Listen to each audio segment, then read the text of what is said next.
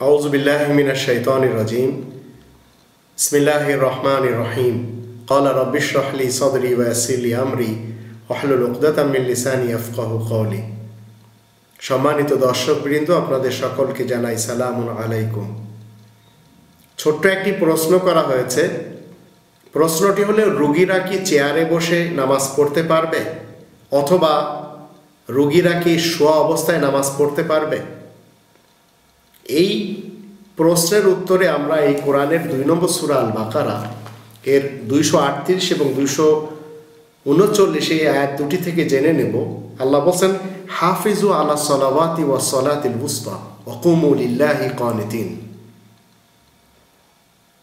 তোমরা সবাই নামাজকে হেফাজত করো, বিশেষ করে নামাজকে মধ্যম করো এবং আল্লাহ তাআলার জন্য বিনীতভাবে দাঁড়াও।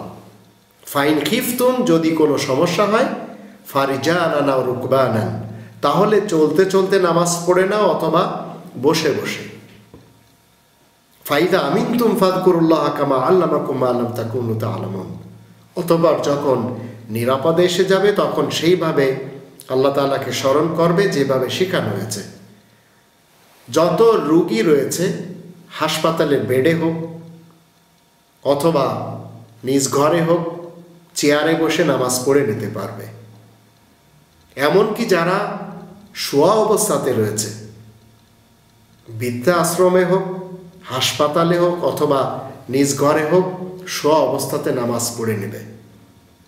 কিন্তু এই নামাজের জন্য এখানে আল্লাহ রাব্বুল আলামিন বলছেন না যে তার বাধ্যতামূলকভাবে ওযু করতে হবে, কিবলামুখী হতে হবে অথবা রুকু সেজদা এবং কিয়াম আর কায়দা করতে হবে না।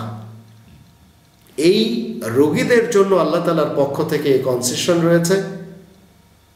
রোগীরা যেমনই হোক চেয়ারে বসে পড়তে পারবে, শোয়া অবস্থাতে পড়তে পারবে।